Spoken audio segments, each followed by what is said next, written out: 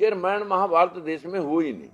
ये तो पुष्यमित्र शुंग ने 10 राजाओं की वंशावली मौर्य वंश को खत्म करके, उसके दरबार में लेखक था, लड़की की शादी राजा से करके सेनापति का खिताब लिया, सेना अपनी पर ली और राजा कत्ल कर दिया और वहां से अयोध्या आके बसाई 184 ईसा पूर्व, यानी 2200 साल पहले अयोध्या बसी। किस किस वंश ने उस पर राज करा? शुंग वंश ने स्टार्ट किया, अयोध्या बसाई थी शुंग वंश ने। और उसके बाद जहाँ कुषाण वंश है, जहाँ गुप्त वंश है, जहाँ पाल वंश है, जितने भी वंशों ने राज किया उसका हिस्ट्री में वर्णन है।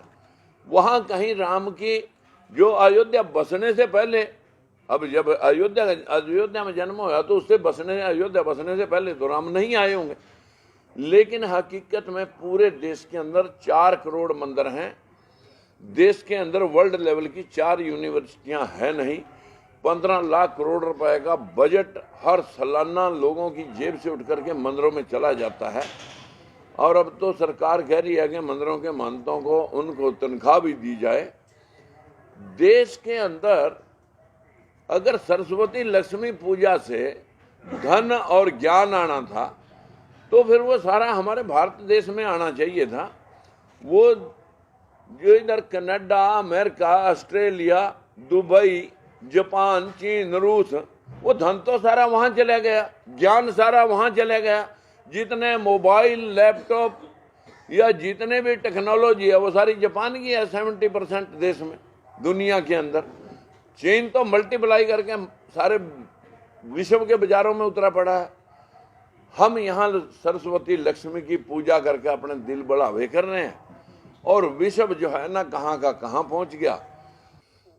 हम चाहते हैं कि देश के अंदर इतने देवी देवता 33 करोड़ थे, सारे बार ये देश गुलाम होया, कभी मुगलों का, कभी आर्यों का, कभी अंग्रेजों का।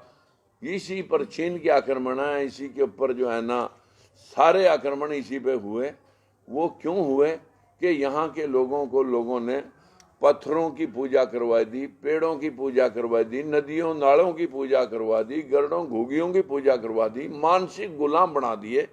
और ये मानसिक गुलामी ही इस बैकवर्ड के 85% लोगों को पशु बना करके इस्तेमाल वो लोग, चालाक लोग कर रहे हैं, जो लोग हुनरमंद हैं कि किसको कैसे गुमराह किया जा सकता है।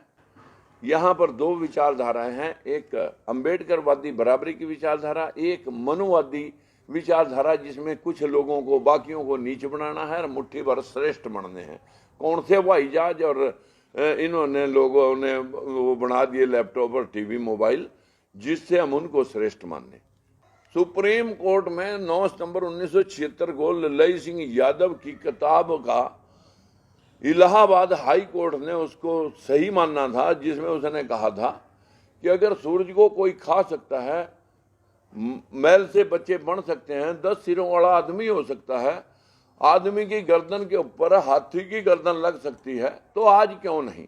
अगर गर्द घुगियां, कौवे, पक्षी बोलते थे, समुद्र बोलते थे, तो अब क्यों नहीं, जब साइंस टेक्नोलॉजी इतनी आगे बढ़ी। ये तो सुप्रीम कोर्ट ने अंधविश्वास का चीरहरण इलाहाबाद हाई कोर्ट ने किया। हमारे देश के सुप्रीम कोर्ट के अंदर भाषा विभाग, पुरातत्व विभाग, आर्कोलॉजिकल डिपार्टमेंट और लैंग्वेज डिपार्टमेंट दोनों ने हल्फनामा दे रखा कि रामायण महाभारत का देश के अंदर कोई ऐतिहासिक तथ्य नहीं है। अब बताइए, वो मैंने नकारा या सुप्रीम कोर्ट में एफिडेविट देने वालों ने नकारा? मैंने कभी जिंदगी में मंदिर नहीं गया, श्री राम का नारा नहीं गाया।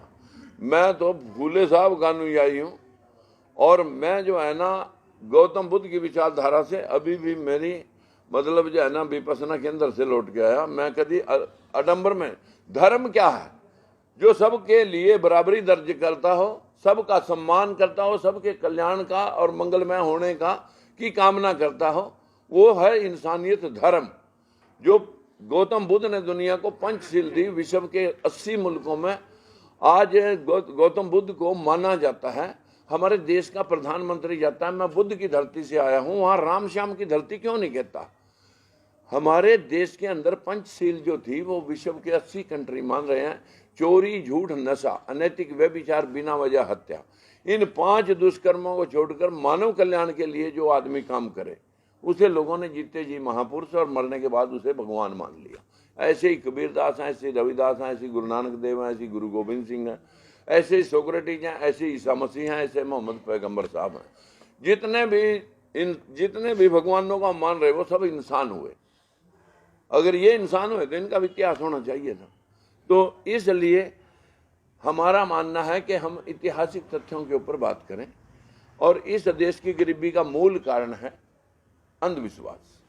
सत्ता हथियाने के लिए एक अच्छा मुद्दा है, क्योंकि भावनाओं से खेलना, और जब उनके ऊपर कोई व्याख्यान करता है तो इनकी भावनाओं को चोट लग जाती है। हमारी भावनाओं को कभी 4000 साल में चोट ही नहीं लगी, न 73 साल की आजादी में चोट लगी। ढोल गवार शूद्र पशु नारी सकल ताड़ना के अधिकारी, कि जैसे ढोल को पीट के काम लिया जाता है वैसे ही शूद्र को, नारी को, पशु को पीट के काम लिया जा सकता है। What is that. फिर दूसरी बात, पूज्य विपर चाहे गुणहीना, मत पूज्य शूद्र को चाहे गुण स्वीन। कितना भी गुणवान हो, शूद्र पूजनीय नहीं है। सिर्फ पूजनीय वो है जो ब्राह्मण कुल में पैदा हो गया, चाहे कितना भी मतलब गुणहीन क्यों ना हो। बताइए क्या शास्त्रों ने की, इंसानों ने लिखे ये शास्त्र अपने पक्ष को रखे।